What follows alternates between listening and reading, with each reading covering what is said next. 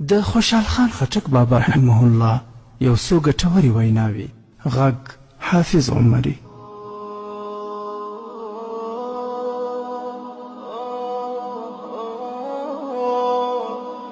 ستر خوشحال بابا وایي د الله جل جلاله له ویرې د مؤمن له سترګو څڅېدلې اوښکې د جهنم اور هم مړ کولی شي. چې مرې نو داسې ومره چې خلک درپسې وژاړي او درپسې تل په دعا لاس پورته کړي. د مار او لړم غوندې ممره چې خلک دې په مرګ خوشحاله شي. که په مخ کې دې زمری هم ولاړ وي خو چې له سره تیر شوې او ویره له زړه وباسې نو زمری درته هیڅ هم نه دی. د هغه کس دې رب مخ تور کړي چې په یارۍ او دوستي کې په زړه غلا لري. له رنځه ومرئ خو د احسان دارو مه خورئ. پلار د زوی په هنر ډیر ویاړي، په هر کار کې د خپل زوی کامیابي غواړي. خو چې زوی بد شي او د پلار خبره نه مني نو د زوی له بد خوی نه تل د پلار سترګې په اوښکو لندې وي. د هغه کس ښادي نشته چې د پلار له حکمه سرغړونه کوي، بلکې ډیر بدمرغه دی او د خدای جل جلاله په عذاب به واوړي. څوک چې له خوبه په غرمه پورته کیږي هغه له هر کاره پاتې وي. تمه مه کوئ، ځکه چې تمه مرغۍ هم وکړي نو په دام کې ګیره شي. زه د هغه انسان په خپلواکه فکر بېغمه زړه او روڼ تندي ویاړم چې نه زر لري او نه زمین. څوک چې صبر نه لري هغه حکمت نه لري. ناپوه سړی څاروی دی، که هر څومره یې په لاره کوي نه په لاره کیږي. که یو ساعت ښه هم شي په بل ساعت بیا ترېنه څاروی جوړیږي. ای ناصبره، صبر وکړه او له حقه مه اوړه، بریا به ستا وي ځکه چې صبر تیره توره ده. د غافل سړي په سپینه ګیره مه غولېږه، ځکه چې غافل سړی که زوړ هم وي نو د پیو ماشوم دی. د ښځې مثال د مار دی، په کور کې بنده ښه ده لکه څنګه چې مار په سوړه کې ښه دی. ښځه چې له کوره بهر شي او مار له سوړي نو ډیر خطر لري. هغه کس په عقل خان دی چې خپل کسب پرېږدي او د بل په کسب پسې شي، دغه کس د یوه کسب هم نشي. که پوهیږي نو ایمان دغه دی چې له مخلوقه لرې شي او خالق ته ځان نږدې کړي.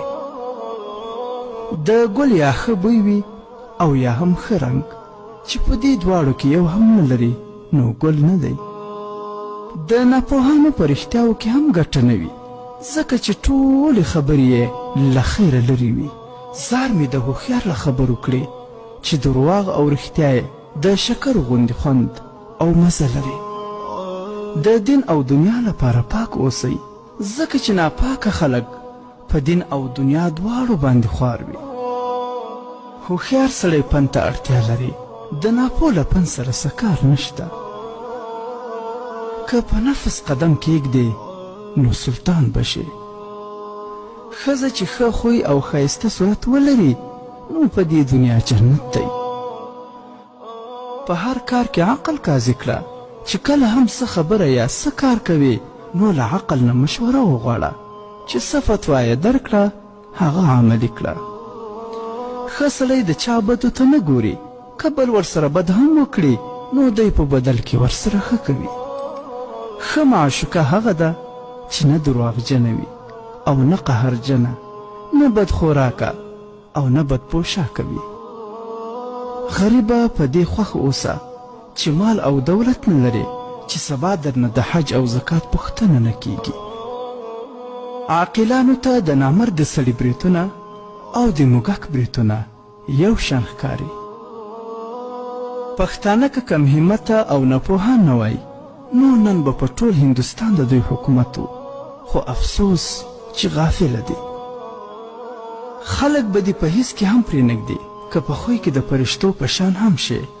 که ډیر غږیږي نو وایي به چې د سر ماغزه یې ډیر دي. که له خلکو بیل شي وایي به چې مغروره دی.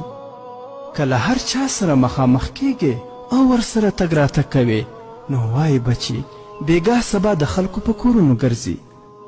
که شته یعنې دولت راټولوي نو د شوم نوم در باندې ږدي، او که یې لګوې نو وایي به چې حرامې دي. که چاته ځواب نه ورکوې او ټیټ سر ګرځې نو وایي به چې په هیڅ نه پوهیږي. که ځان جوړ کړې نو وایي به چې د ښځو غوندې ځان جوړوي. که ساده ژوند کوي او ساده جامې اغوندې نو وایي به چې شوم دی. داسې نور هم ډېر څه شته چې په یوه کې به دې هم خلک پرې نږدي.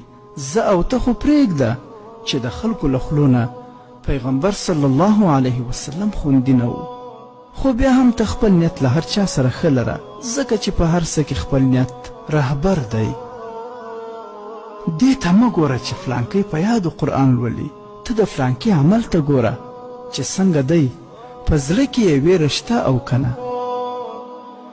څوک له طبیبانو دوا غواړي او څوک له درویشانو دعا، خو خدایه ما هیڅ چاته مه اړ کوه، زه هر څه له تا غواړم. محترم